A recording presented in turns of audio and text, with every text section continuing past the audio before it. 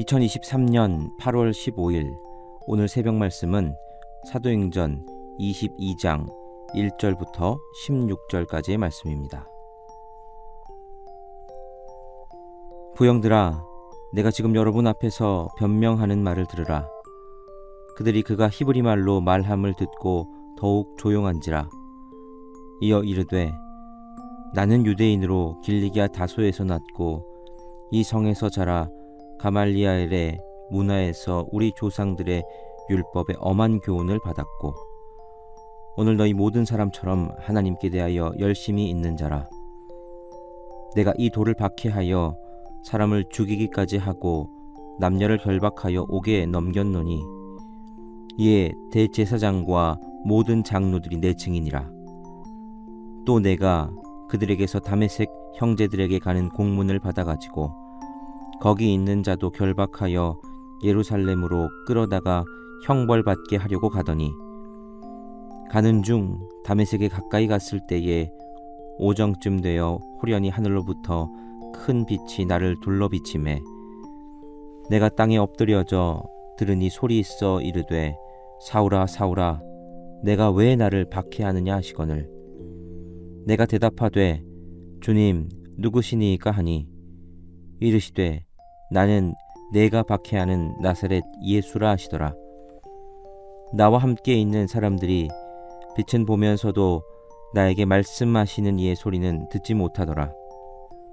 내가 이르되, 주님 무엇을 하리이까?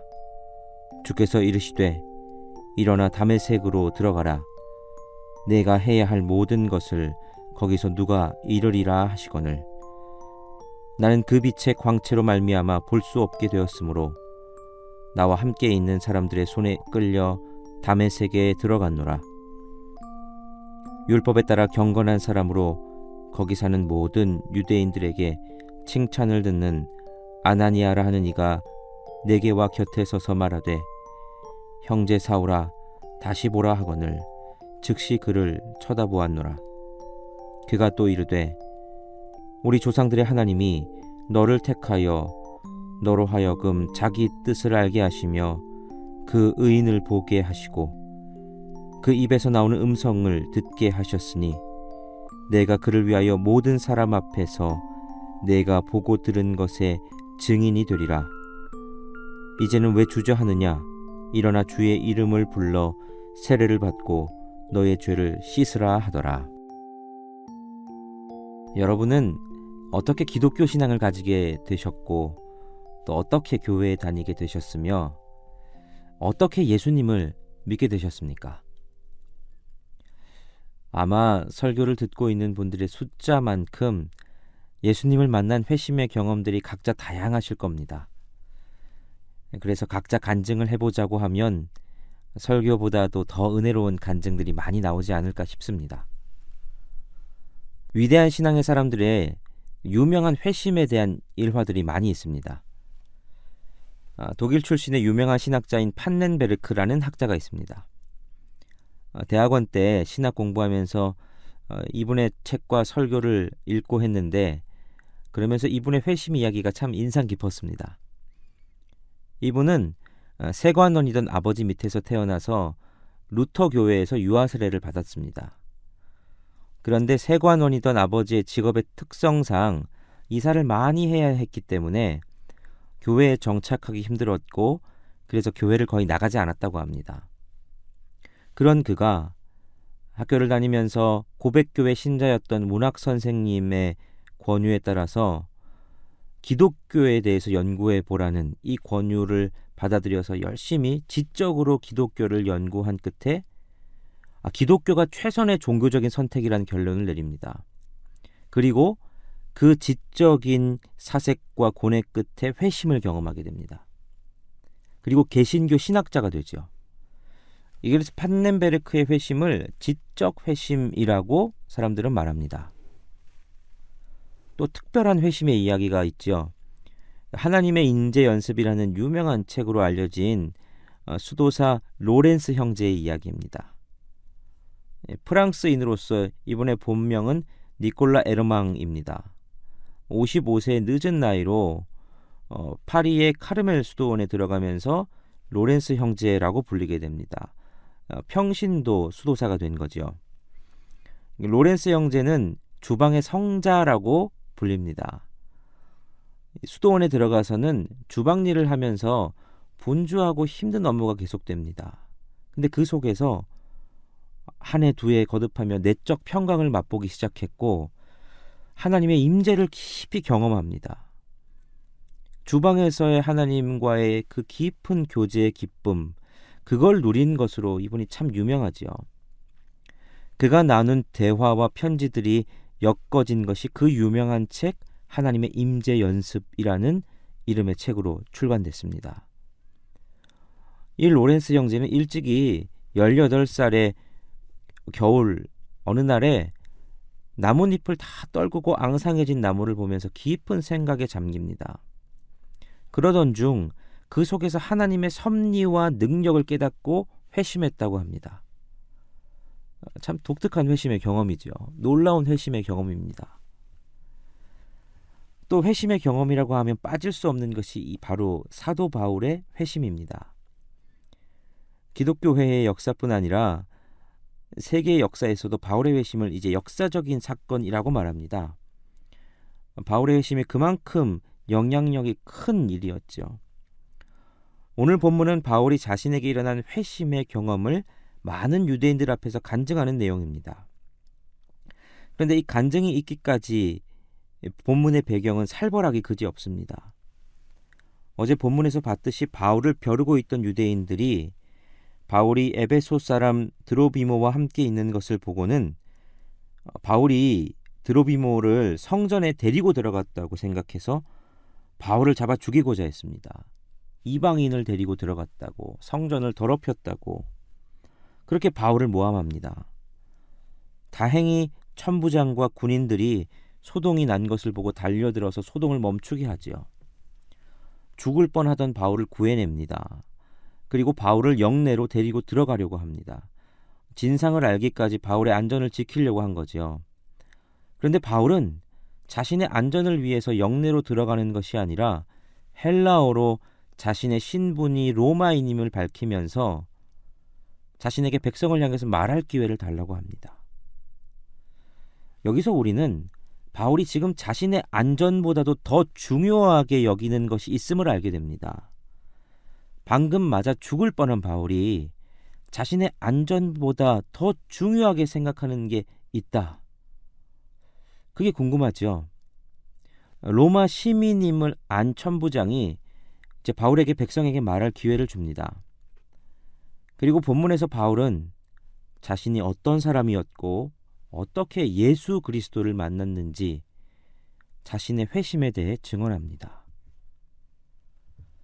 바울은 예수님을 만나기 전에 유대교의 엘리트 교육을 받은 사람이었고 누구보다 유대교에 열심히 있는 사람이었습니다.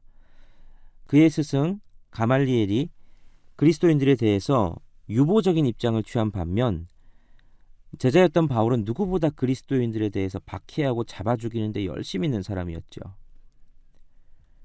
그런 그가 유대인들을 잡아 죽이기 위해서 대제사장의 허락을 받고 다메섹으로 가던 중에 부활하신 예수 그리스도를 만납니다. 빛과 소리로 찾아오신 예수 그리스도를 만난 경험은 너무 강렬했습니다. 주변에 있는 사람은 빛은 보면서도 소리는 듣지 못했습니다. 이것도 기적이죠. 바울에게만 나타나신 겁니다. 이런 기적과도 같은 경험을 통해서 바울은 부활하신 예수님을 인격적으로 만났고 그 부활하신 예수님을 증거하는 증인으로서 사도로서 부르심을 받았습니다. 이게 바울의 회심이었고 회심의 결과였습니다. 앞서 말씀드렸지만 바울은 이제 사람들의 손에 이끌려서 맞아 죽을 뻔한 직후에 자신의 안전이 무엇보다도 중요한 때에 자신이 그 안전을 챙기는 게 아니라 자신이 만난 예수 그리스도를 유대인들에게 증거하려 하는데 더 관심을 둡니다. 부르심을 받고 나서 바울은 이렇게 바뀌었습니다. 왜 바울이 자신의 안전보다 예수님을 증거하려 합니까? 그게 바울의 정체성이기 때문입니다. 바울은 예수님을 만난 이후에 예수 그리스도의 증인으로서 자신이 듣고 보고 경험한 예수 그리스도를 증거하는 것을 자신의 인생 최대의 사명으로 가지고 있었기 때문입니다. 우리가 그리스도인이라고 스스로를 말한다면 우리의 사명도 결코 다르지 않습니다. 각자가 경험한 경험과 방법은 달라도 우리는 각자 예수 그리스도를 만났고 그 예수 그리스도를 믿기로 다짐한 사람들입니다. 사도행전 1장 8절에서 예수님은 승천하시기 전에 우리에게 증인으로서의 사명을 남기십니다. 오직 성령이 너희에게 임하시면 너희가 권능을 받고 예루살렘과 온 유대와 사마리아와 땅 끝까지 이르러 내 증인이 되리라 하시니라. 여러분, 그러므로 예수를 믿는 우리에게 다른 정체성은 없습니다. 예수 그리스도를 믿는다는 것은 예수 그리스도를 통해 내 생활의 안정을 꿈꾸고 내 건강을 꿈꾸고 내적인 평안을 꿈꾸고 이런 걸 위한 것이 아닙니다. 예수 그리스도를 믿는다는 것은 바울이 만난 그 예수 그리스도, 내가 만난 그 예수 그리스도를 증거하는 증인의 삶을 사는 것, 그게 우리의 정체성이지요. 사실 성경의 인물들이 다 그렇습니다. 성경에 나오는 모든 인물들은 그 인물들이 위대한 신앙의 위인임을 말하려고 하는 것이 아니라 연약한 그들을 통해 일하시는 하나님의 위대하심을 드러내는 증인들인 겁니다. 믿음의 조상이라고 불리는 아브라함이 그러하고 이스라엘 백성들의 출애굽을 인도했던 위대한 지도자 모세가 그러하며 기드온과 함께 말도 안 되는 승리를 이끌었던 300명의 용사가 그러하고 이스라엘 역사상 가장 위대한 왕이었던 다윗이 그러하며 수많은 능력을 행한 엘리야를 비롯한 여러 선지자들이 그러합니다. 예수님과 함께한 사도들이 그러합니다. 그들이 이러한 여러 가지 일들을 하지만 결국 그들의 사명은 연약한 그들을 통해 위대한 일을 행하시는 하나님을 증거하는 증인의 삶이었습니다. 그리고 그 사명은 오늘의 삶을 살아가는 우리에게 이어져 있습니다. 그러므로 사도 바울이 죽을 위기를 넘긴 후에도 오직 예수 그리스도의 증인이 되는 것에 관심이 있었듯 우리도 어떠한 삶의 상황 가운데서도 그리스도를 증언하는 것, 증인이 되는 것이 우리의 관심사가 되어야 되지 않겠습니까? 증인으로서의 정체성을 다시 기억하는 새벽이 되었으면 좋겠습니다. 예수님을 만난 그 감격을 잊지 않는 저와 여러분 되었으면 좋겠습니다. 세상 살다 보니 세상이 각박해서 예수님 만난 감격을 잃어버리게 합니다. 그러나 다시 주님을 바라보면 세상과 나는 간 곳 없고 구속한 주만 보도록 하실 줄 믿습니다. 그리고 우리에게 증인되라 하시는 주님의 음성에 순종하게 될 줄 믿습니다. 오늘 하루도 예수 그리스도의 복음의 증인으로 살아가는 저와 여러분 되시기를 간절히 바랍니다. 함께 기도하시겠습니다. 사랑의 하나님, 주님을 만난 감격을 잃어버리지 않는 우리가 되기를 소원합니다. 주님은 우리를 주님의 증인으로 부르셨는데 우리는 주님의 증인이 되려 하기보다 오히려 주님을 우리의 삶의 보험처럼 여기며 살고 있진 않았는지 우리를 돌아봅니다. 목숨이 위험한 상황에서도 주님의 증인으로서의 정체성을 잃지 않은 바울처럼 우리도 우리 삶의 순간순간 증인으로서의 정체성을 잃어버리지 않게 하여 주옵소서. 예수 그리스도 이름으로 기도하옵나이다. 아멘.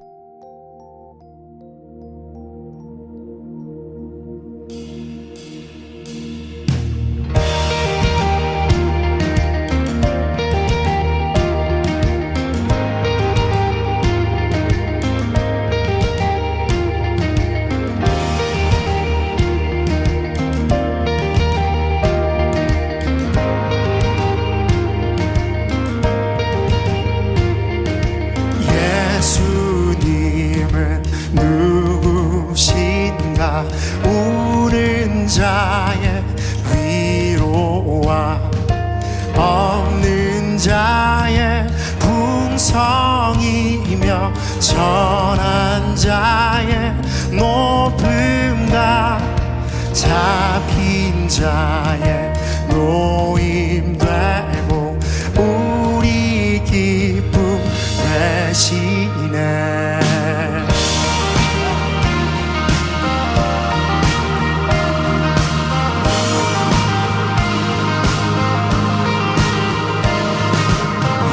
예수님은 누구신가? 약한 자의 가난과 눈먼 자의 빛이시며 병든 자의 고침과 죽은 자의 부활되고 우리 생명 되시네. 예수로 살겠네. 그의 뜻 이루리. 예수가 가신 곳 가리라. 공의를 행하며 사랑을 전하리. 겸손히 주님과 행하리.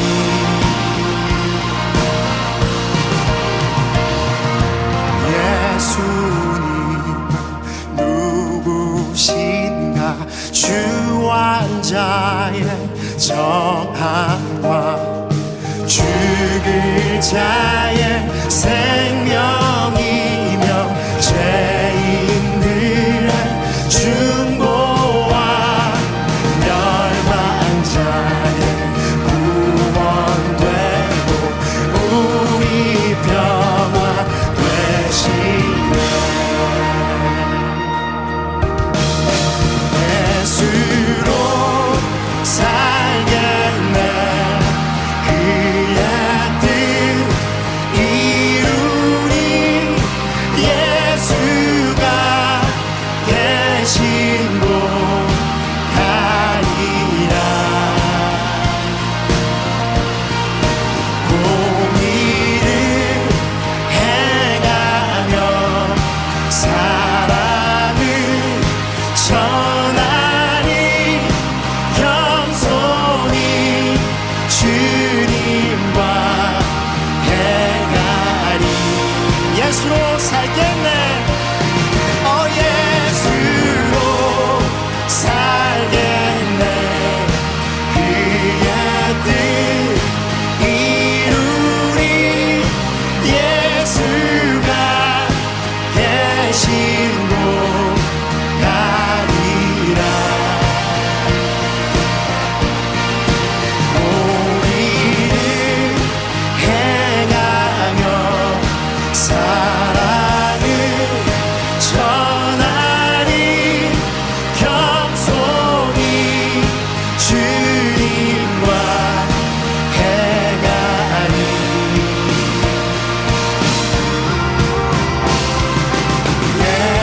예수님은 누구신가?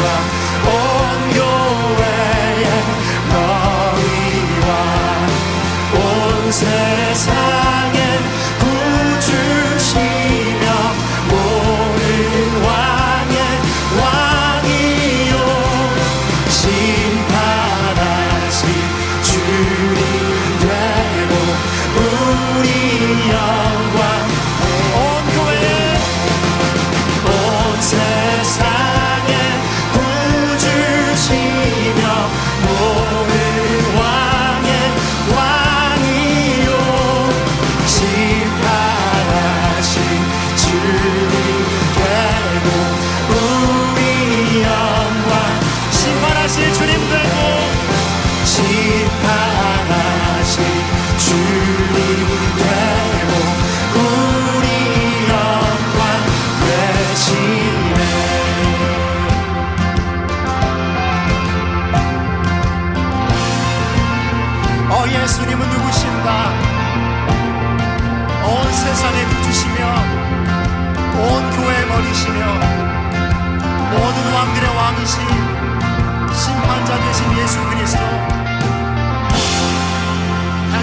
영광이 되십니다.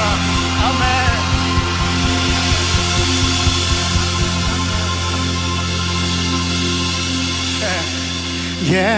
예수님은 누구신가? 온 교회의 머리와 온 세상의 구주시며 모든 왕의 왕이요 심판하신 주님 되고 우리 영광. 우리 다시 한번 찬양합니다. 예수님은 누구신가? 온 교회의 머리와 온 세상의 구주시며 모든 왕의 왕이요 심판하신